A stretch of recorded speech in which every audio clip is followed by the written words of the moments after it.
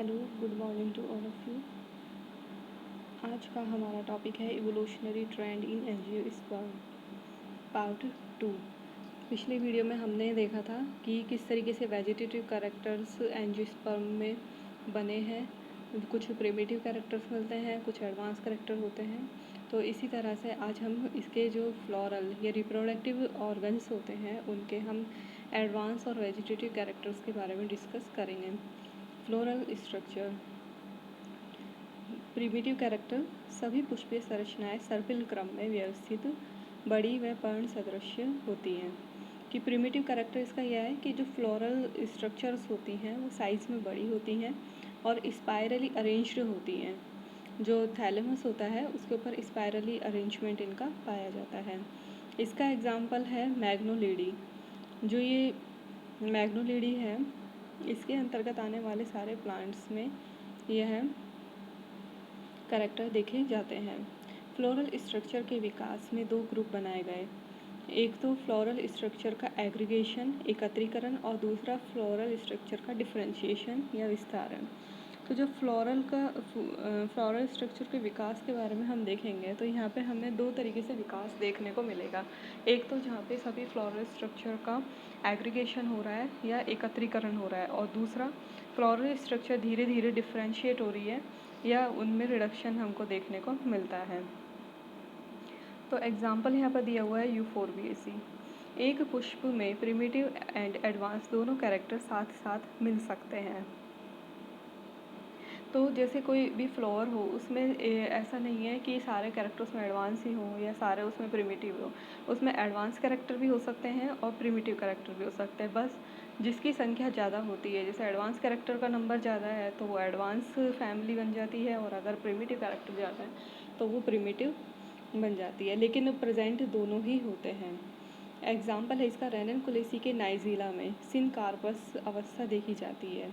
इसी तरीके से एपोसाइनेसी और एक्सलेपीडियसी में एपोकार्पस अवस्था देखी जाती है।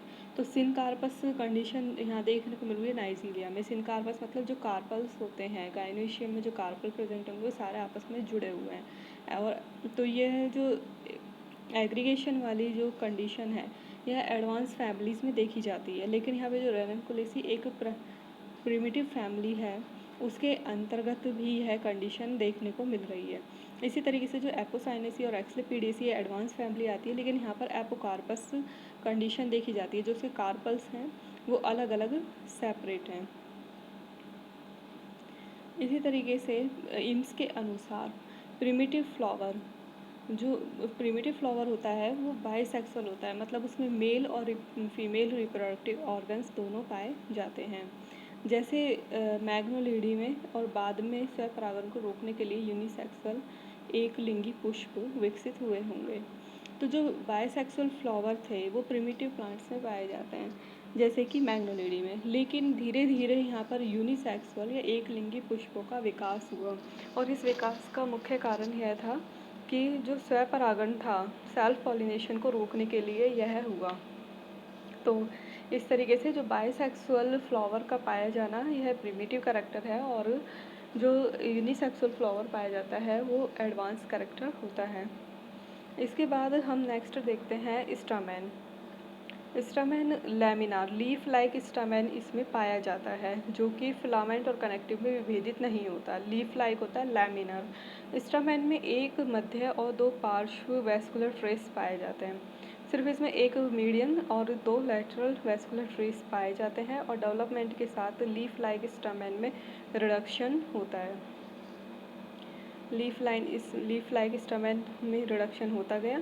कैनराइट ने मैग्नोलेसी और रेनेलियन मेंबर्स में स्टामेन की स्टडी की और उनमें एक इवोल्यूशनरी सीरीज दर्शाई जिसमें लीफ लाइक प्रिमिटिव स्टामेन से आज के सामान्य स्पष्ट कनेक्टिव माइक्रोस्पोरेंजियम युक्त स्टामेन डेवलप हुए हैं।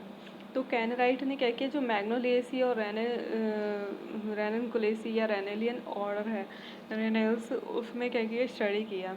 तो उसने यह देखा कि जो लीफ लाइक स्टामेन है वो तो प्रिमिटिव टाइप के प्लांट्स में पाया जा रहा है, और उस प्रिमिटिव स्टामेन से ही धीरे धीरे जो आज जो एडवांस फैमिलीज में पाया जाने वाला जो स्टामेन है, जो कि जिसमें माइक्रोस्पोरेंजियम भी पाई जा रही है, कनेक्टिव भी होता है और एक फिलामेंट भी होता है।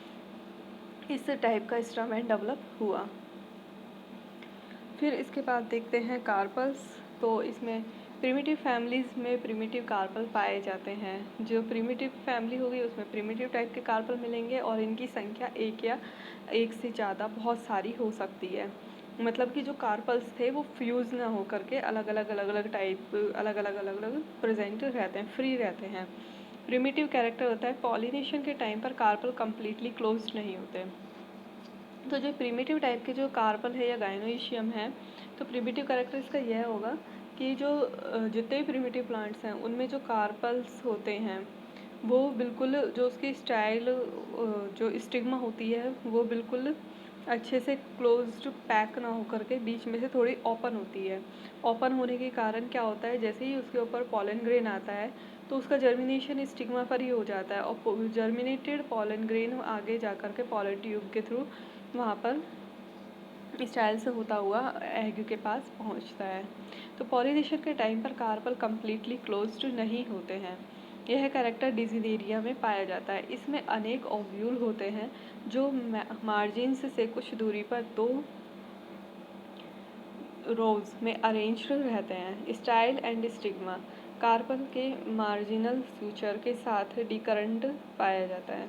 तो यहाँ पे क्या होता है, इसका प्रिमिटिव कैरेक्टर हमें डिजिनेरिया में देखने को मिलेगा। इसमें ओव्यूल्स हैं, एक कार्पल में ओव्यूल प्रेजेंट है और जो कार्पल होती है वो मार्जिन से एक दूसरे से उसमें बीच में अरेंज रहती है।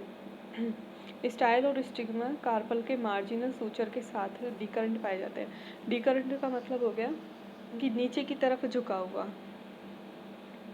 कार्पल है, कार्पल के ऊपर स्टाइल लगी होगी और उसके ऊपर स्टिग्मा लगे रहते हैं। तो स्टिग्मा है जो नीचे की तरफ डाउनवर्ड ग्रोथ शो करते हैं।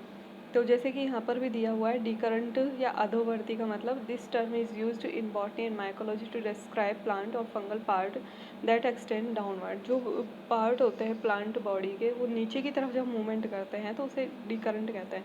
तो इसमें क्या होगा, स्टाइल और स्टिग्मा डाउनवर्ड मूवमेंट शो करेंगे। डाउनवर्ड मूवमेंट शो करने के कारण इसे क्या कहेंगे, डिकरेंट कंडीशन यहाँ पर पाई जाती है। पॉलन ग्रेन जब स्टिग्मा पर आते हैं तो पॉलन ग्रेन ग्लैंडुलर हेरी कार्पलरी मार्जिन्स के द्वारा ग्रहण कर लिए जाते हैं और जर्मिनेट हो जाते हैं और पॉलन ट्यूब से होते हुए ओव्यूल तक पहुँच जाते हैं। इस प्रकार खुला ओपन कार्पल जिसमें लेस डेवलप्ड स्टिग्मा और स्टाइल पाए जाते हैं प्रिमिटिव कार्पल की कैटेगरी में रखे जाते हैं। तो जो ओपन कार्पल होती है जिसमें स्टाइल और स्टिग्मा बिल्कुल लेस डेवलप है और थोड़े ओपनली प्रेजेंट है तो ये प्रिमिटिव कार्पल कहलाता है। इसमें पॉलन ग्रेन भी ओव्यूल से दूर स्टिग्मा पर ही जर्मिनेट हो जाते हैं। इस प्रकार से वैज्ञानिकों द्वारा एंजियोस्पर्म प्लांट के एडवांस और प्रिमिटिव कैरेक्टर्स के आधार पर काल्पनिक एंजियोस्पर्म प्लांट की कल्पना की गई और उनके अनुसार प्रिमिटिव काल्पनिक पादप एक एवरग्रीन ट्री या श्रब रहा होगा। तो जब उन्होंने ये सारे इसके कैरेक्टर देख लिए, इसके वेजिटेटिव कैरेक्टर्स और रिप्रोडक्टिव कैरेक्टर्स के बारे में अच्छे से स्टडी कर लिया था, तो उसके बाद जो साइंटिस्ट थे वो एक कंक्लूज़न पर पहुँचे। तो उन्होंने यह कंक्लूज़न दिया कि जो एंजियोस्पर्म प्लांट है इनका ओरिजिन एक काल्पनिक एंजियोस्पर्म प्लांट से हुआ है। तो उन्होंने एक हाइपोथेटिकल एंजियोस्पर्म प्लांट की कल्पना की और उनके अनुसार प्रिमिटिव काल्पनिक पादप एक एवरग्रीन ट्री या श्रब रहा होगा। जो एंजियोस्पर्म प्लांट था जिसे हमने हाइपोथेटिकली माना है वो एक एवरग्रीन ट्री या श्रब रहा था। तो उन्होंने ये बताया कि उसके जो क्या क्या कैरेक्टर हो सकते थे, कि किस तरीके से उसमें जो प्लांट ऑर्गन्स हैं वो पाए जाते थे और उसके क्या क्या कैरेक्टर होते थे। तो वो उन्होंने दिए उस हाइपोथेटिकल प्लांट के। तो मोस्ट ट्रॉपिकल रीजन में पाया जाता था, लीफ सिंपल और एंटायर होती थी इसमें, स्टिप्यूल उसमें पाया जाता था, वेनेशन रेटिकुलेट होता था, रेटिकुलेट वेनेशन डाइकॉट्स में पाया जाता है जो एंजियोस्पर्म में प्रिमिटिव प्लांट्स होते हैं। स्टोमेटा रैननकुलस टाइप का होता था, नोड यूनिलैक्यूनर विद 2 लीफ ट्रेसेस और ट्राइलैक्यूनर होती थी। Cambium present between xylem and phloem. तो कैम्बियम के कारण उनमें सेकेंडरी ग्रोथ भी देखने को मिलती थी और जाइलम और फ्लोएम में के बीच में यह पाई जाती थी और एक्टिव कैम्बियम होती थी। Vascular and annual rings are vessels and annual rings are absent. तो जो इसका जाइलम और जाइलम था, इसमें वेसल्स एब्सेंट होती थी और इसी तरीके से एनुअल रिंग्स भी इसमें एब्सेंट होती थी, क्योंकि ट्रॉपिकल रीजन में पाया जाता था। ट्रॉपिकल रीजन में एनुअल रिंग्स नहीं देखी जाती हैं। Tracheids are fern like have primitive type scalariform bordered pit. और जो ट्रैकिड होते थे वो फर्न जैसे होते थे और उसमें प्रिमिटिव टाइप के स्क्लैरिफॉर्म बॉर्डर्ड बिट्स पाए जाते थे। वुड पैरेन्काइमा देखते हैं इसमें, तो उसमें डिफ्यूज्ड टाइप की वुड पाई जाती थी और इसमें जो ट्रैकिड्स होती थी या पिथरेज होते थे वो यूनिसेरिएट और मल्टीसेरिएट होते थे।